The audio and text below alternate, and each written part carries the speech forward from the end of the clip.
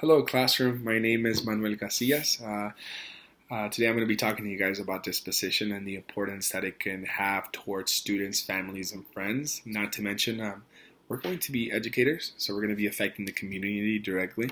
So disposition, having great values and dispositions are going to help us lead the community in the right direction, I believe. Currently, a little bit about myself. I am a bilingual assistant at Hesperia High School, so I have been working directly with students currently, and I have a classroom setting with a group of students, so it's been kind of fun. I feel like that has helped me answer some of these questions from this project very well. Beginning with my positive dispositions. I'm very determined and I'm very persistent. I feel that that's important because I never give up on my students. I hold them on a very high standard also on discipline. I don't give up on discipline as well. They can come up to me and talk to me if they need something, but they also know that I'm going to hold them in a very high standard of discipline. I'm very open-minded. I feel that I don't judge the students based on their behavior.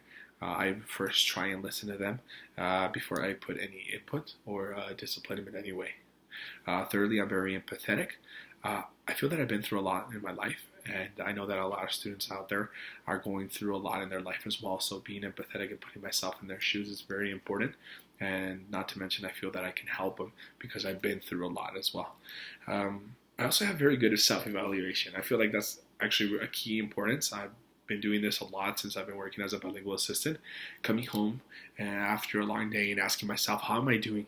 What can I do to improve myself mentally, physically, emotionally to help these students in my future week, or my following week, or my next day. On the things that I could improve on this position, beginning with the first one, I feel that I could improve on being more methodical, more strategic.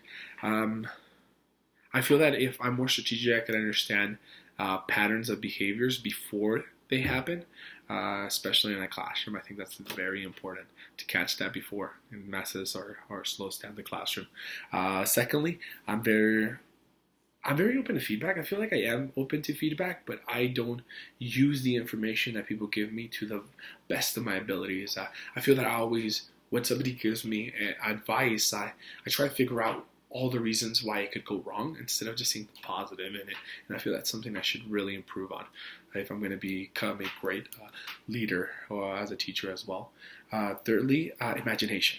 I feel that I have great imagination. I feel like I am creative, but I can really push on my potential a lot more, especially since I'm going to be working in elementary school. Elementary school students are very creative, they're very imaginative, they're very colorful. I feel that if I'm going to be at an elementary school environment, I do have to have this imagination, this creativity to help the students through the lesson plans as well, or keep them engaged through the lesson plans. Last thing is going to be being observant. I can say that I'm observant, but I feel that I need to improve it a lot more, especially in details and patterns. Like I mentioned earlier, patterns to stop behaviors, patterns to understand students as well. I feel that's very important to have in the bracket of observation, and also detail.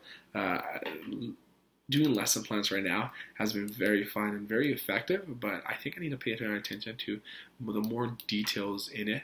That's why I put observation down. Lastly, I believe that one of the strongest dispositions that teachers should have is a sense of open-mindedness. We are going to be working with our nation's leaders, our nation's future leaders, or the world's future leaders. So having this open-mindedness of the students is highly important, so we can listen to them, so we can understand where they're coming from or where they're getting their information from.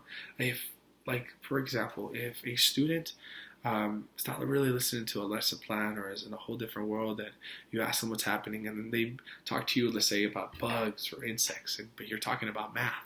Instead of just shutting them down and not just listening and having this open mindedness of what they're saying, understand what they're saying, listen to them. Oh, you like bugs, you like insects, cool. And creating a lesson plan, like I said, for example, math, a lesson plan of math geared in that direction of bugs and insects, so I can keep them engaged. And I think having that open-mindedness and listening to them and not judging the student before we discipline them is very important. So thank you for listening to this video, and I hope you enjoyed it.